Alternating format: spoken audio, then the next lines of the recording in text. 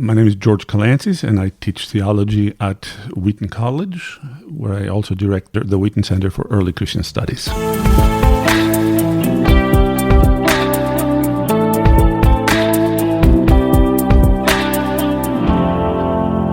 Dr. George Kalantzis. George, good to see you. Welcome back to Exegetically Speaking. It's a pleasure to be with you. You've been with us a number of times. Now we're face-to-face and don't have to do this by Zoom. You're going to teach a class for us here at the Lanier Theological Library on the first 500 years of church history. Looking forward to that. In 5 hours. In 5 hours. This is kind of like really quick. Really quick. But it's going to be fun. It's going to be good for our students to hear from you and to learn from you. What's your best bit of advice for somebody studying Greek, maybe for the first time? The best bit of advice is take it slowly, be persistent, do not be discouraged. It will take time. So that's multiple pieces, but it's the same piece of advice, which is it's worth doing, and because it's worth doing, that is the learning, it's worth doing well. And it will take time. It will take time. It's like learning any other language would take a while to become good at it, to become fluent with it.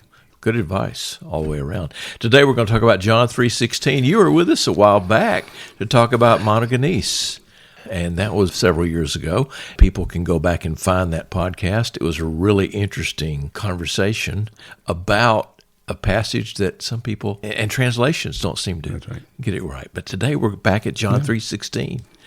Why don't you read it for us? Your first language was Greek. So It still is, yeah. Was.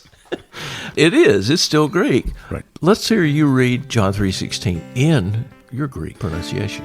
I'm going to read it in the critical edition, the Nestle Allen. Ούτως γάρ ηγάπησεν ο Θεός τον κόσμον, ώστε τον Υιόν τον μονογενή έδωκεν, ή να πάσο πιστεύων εις Αυτόν μη απόλυτε, αλλά έχει ζωήν αιώνιον. Fantastic. All right, we're going to start with that first word in that hutos. Even though we look at that word, and all of us know John 3:16 by heart. For God so loved the world. For God so loved the world. It's right. We forget that for God so loved the world, was thusly translated when English sounded and was used differently. That was a long time ago. When we look at this, we think, for God so loved the world. The so, is it quantitative or is it qualitative? When my grandchildren ask me, Papu, which is Grandpa, how much do you love me? I say, so much. Well, is that what John is talking about? Because that so is a quantity. This is how big, this is how much, like a big teddy bear, to the whole extent of my embrace. That creates something of an emotional response in us. Look at how much God loved us. Yeah. That's not, though, what John's saying. It's not what hutos means here, is it? That's exactly it. Utos means this is how God loved the world. This is not about emotions. I'm not saying God doesn't have none of that. But the word here is not about quantity. It's about quality. We see this again parallel in the letters of John. This is how we know what love is. That Christ died for us. Right. Right? They're really saying the same thing, It's right? exactly saying the same thing. Yeah. And in the English translations, here we have 4 translations in front of us. The ESV, for God so loved the world. The NIV, for God so loved the world. Of course, the King James, for God so loved the world. But the NLT is trying to make this clear. For this is how God loved the world. Yeah. He gave his one and only Son. Yeah. So they actually get the hutos right there. They get it. So this is how God loved the world. Let me show you how he did it. That's right. He gave the only Son. The only begotten Son. Yeah. Right. And therefore, we can start seeing what love actually means. love, in this case, or at least as John presents, God's love for the world is not just an emotive response to either creation or sin or the telos, the eschaton of sinners. None of that. It is pragmatic. It is real. It is, can I use the word, incarnate. This is how God loved the world. In history. In history. In history. Right? Yeah.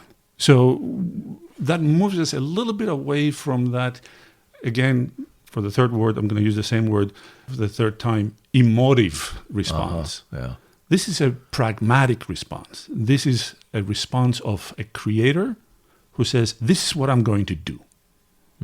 The only begotten Son will become one of you, one of us. It's an offering that elicits a response not out of guilt, but out of relationship. Yeah. That's a beautiful reading of that text. As you say it, it just strikes me as, and the way I've translated this in the past is, God loved the world in this way. That's right. I used the hutos as a in this way, or this is how. Yeah. It really shows, as you said, the pragmatic side. And what that does at the end of the day, at least for me, it takes away the question mark. Is there something I can do, or I do, or I may do, or I will do to make God love me less? Because if it's about quantity, how much God loves, well, what if tomorrow God loves me less, or us collectively less? That's not the point. The point is not more or less, it's the how. Yeah. And that is the faithfulness of God in the relationship of the incarnation.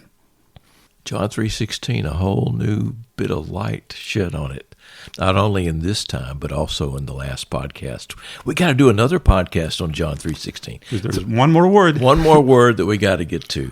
Dr. George Kalantzis, thanks for being with us today on the podcast. Thank you so much. I always like to hear people who speak modern Greek read ancient Greek. If you would like to read ancient Greek as well as George Kalantzis, well, you probably need to be born in Greece like he was. If you can't go back and be born in Greece, then what you can do is go to Wheaton College to learn Greek or Hebrew for that matter. In the show notes, you'll find links to web pages on the Wheaton site. They're going to give you all that you need to get started on your journey into the biblical languages. Get started today. John Lonsma heads up our Wheaton-based team to provide this podcast. In Houston, our audio editor is Kathy Capes. Phil Keggy provides our intro and outro music. Exegetically Speaking is a joint effort of the Lanier Theological Library and Learning Center in Houston, Texas, and Wheaton College, Wheaton, Illinois. If you have questions, ideas for the podcast, or just want to be in touch, email us at podcast@lanierlibrary.org. That's podcast@lanierlibrary.org. Lanier is Lanier. Until next time, I'm David Capes. Thanks for listening.